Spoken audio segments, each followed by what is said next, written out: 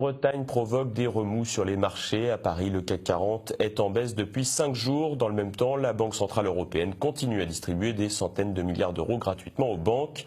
Si le système devait à nouveau surchauffer ou déraper, votre épargne serait-elle à l'abri? Élément de réponse avec Natacha Königsberg.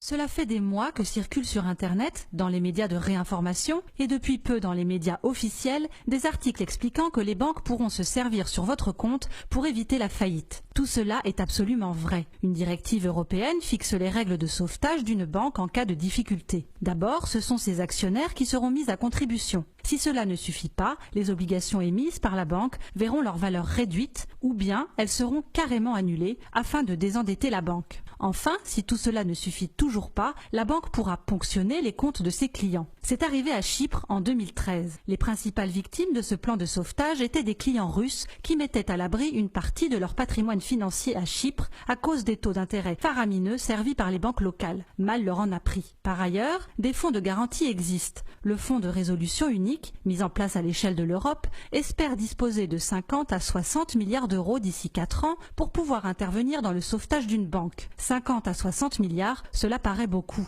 Mais c'est en fait très peu, ridicule même. Quand la bulle des subprimes a explosé aux États-Unis, en 2008, ce sont des centaines de milliards de dollars qu'il a fallu mobiliser en quelques heures pour renflouer les banques. Autant dire que la fameuse garantie des dépôts, jusqu'à 100 000 euros, est une utopie complète. Elle jouera si une seule banque, isolément, est en difficulté et si elle n'est pas trop grosse. Mais si plusieurs banques mordent la poussière en même temps, votre argent disparaîtra avec elle. Donc, à la question « Votre épargne est-elle à l'abri à la banque ?», la réponse est évidemment et forcément non. Aucun banquier ou conseiller financier honnête ne pourrait vous dire le contraire. Aujourd'hui encore, le sauvetage continue. La Banque centrale européenne, en fabriquant de la fausse monnaie à tour de bras, qu'elle prête aux banques européennes à taux zéro, porte à bout de bras le système. Votre argent est-il alors à l'abri sur un contrat d'assurance vie? Les Français sont en effet de très gros épargnants. Ils ont placé 1600 milliards d'euros sur ces contrats. Seulement voilà, les sommes placées en assurance vie, de par la loi, doivent être majoritairement investies dans des emprunts d'État. Sur ces 1600 milliards d'euros mis de côté par les Français auprès des banques ou des assureurs, au moins 60% ont été aussitôt prêtés à des pays qui en ont besoin pour boucler leur fin de mois. Et le premier pays auquel les banques et les assureurs français prêtent de l'argent, c'est évidemment la France. Résumons donc, vos dépôts bancaires ne sont pas du tout à l'abri en cas de crise majeure ou même moyenne. Et l'argent placé sur les contrats d'assurance vie ne l'est pas non plus. Si un gros pays emprunteur annonce qu'il n'honorera pas tout ou partie de ses dettes, les contrats d'assurance vie perdront 10, 20,